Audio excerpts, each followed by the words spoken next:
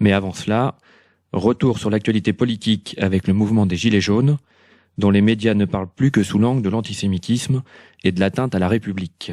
À la terreur physique s'ajoute la terreur psychologique.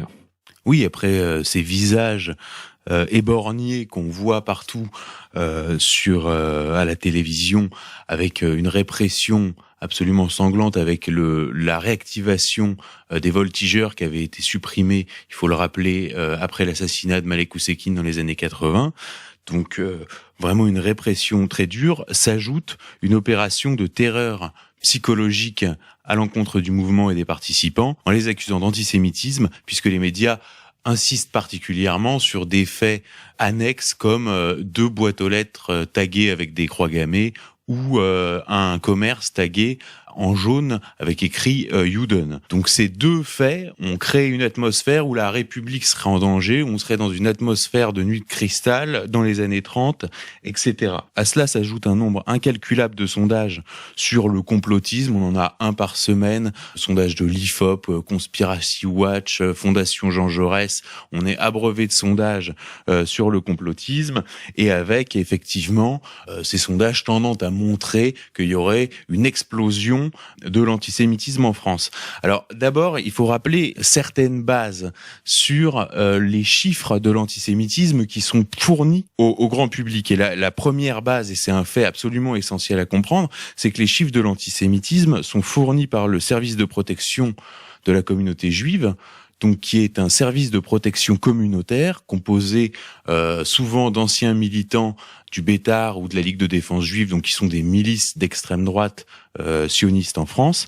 Et ce service de protection communautaire est dirigé par Éric de Rothschild. Et c'est donc le SPCJ qui fournit les chiffres de l'antisémitisme au ministère de l'Intérieur. Contrairement aux Gilets jaunes, où on n'a que les chiffres de la police, eux, ils fournissent à la fois les chiffres de la police et les chiffres des organisateurs. Donc, ils sont doublement gagnants.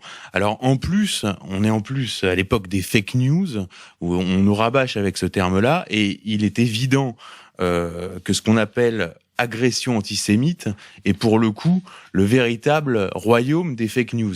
En général, ces fausses agressions antisémites, parce qu'il se révèle souvent que les agressions antisémites sont des fake news, se déroulent au moment des vacances scolaires, parce qu'en fait les journaux ont déjà fait du marbre, c'est un sujet facile à traiter sur les plateaux de télévision, et puis ça permet d'obtenir des avancées politiques. Là, j'ai vu que le groupe Agir avec Fabienne Keller avait proposé que Marianne soit personnifiée par Simone Veil, donc qui a déjà été panthéonisée l'année dernière. Donc là, sur les croix gammées, donc est-ce qu'on retrouvera les auteurs, puisque ça a été très facile de retrouver avec l'ADN les auteurs qui ont défoncé la porte du ministère de Benjamin Griveaux. Est-ce que là, il y aura des mêmes relevés ADN, sachant que le type qui avait fait le pochoir est déjà revenu sur les lieux du crime pour tout nettoyer en quelque sorte.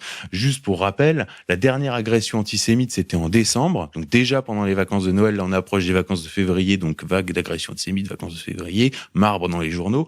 En décembre, c'était déjà la même histoire, avec, il faut s'en rappeler, tout le monde l'a déjà oublié, mais l'agression antisémite de la ligne 4, avec un journaliste de 20 minutes, Thibaut Chevriard, qui se trouvait dans un wagon où une ancienne déportée aurait été agressée par des gilets jaunes qui faisaient des quenelles. Alors, il tweet le 22 décembre au soir, « Ce geste est un geste antisémite ». Alors, ça, c'est la vieille dame qui leur aurait dit ça. Ce geste est un geste antisémite. « Je suis juive, j'ai été déportée à Auschwitz. Je vous demande d'arrêter ». Et là, il conclut, les 3 hommes n'ont pas arrêté pour autant, ils ont rigolé, puis l'un d'eux lui a répondu que les chambres à gaz n'existaient pas. Ça, c'était le 22 décembre. On a eu droit à ça en boucle pendant une semaine sur les chaînes d'information en continu, sans rappeler que le même Thibaut Chevriard, le lendemain, dans 20 minutes, a précisé « Si elle a bien entendu l'un des hommes lui dire qu'il avait, comme son père, été à Auschwitz, elle n'est pas certaine, avec le bruit du métro, qu'il a ajouté que cela, donc les chambres à gaz homicides, n'avait jamais existé, comme nous l'affirmions. Mais elle a senti, sur le moment, qu'il avait sous-entendu un truc comme ça. » Donc là, c'est la version du lendemain. Alors en plus, le lendemain, on a appris qu'elle était âgée de 74 ans, donc elle n'avait pas pu être déportée à Auschwitz. Donc dans l'article, c'est devenu la fille d'un déporté, et ainsi de suite, et ainsi de suite.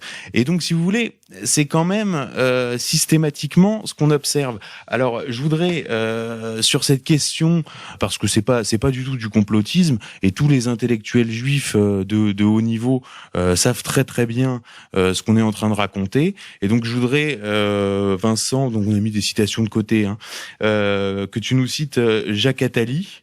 Donc on présente plus ce qu'il disait dans le quotidien israélien Haaretz en 2009 à propos de l'antisémitisme en France.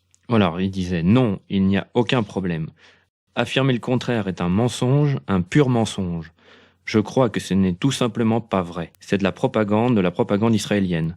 Ces 10 dernières années, les Israéliens se sont installés dans une sorte d'autoconviction que la situation en France est un désastre.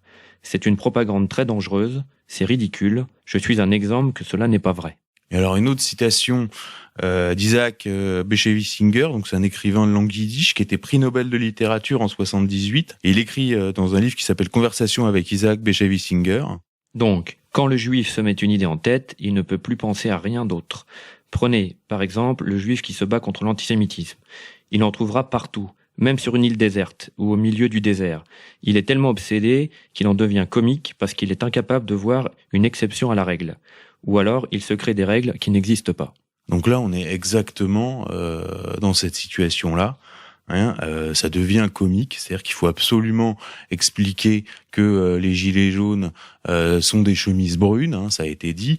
Même Bernard-Henri Lévy s'est vanté d'avoir fourni cet élément de langage au ministre de l'Intérieur, Christophe Castaner, lors d'une réunion des Amis du CRIF ou une convention du CRIF, peu importe.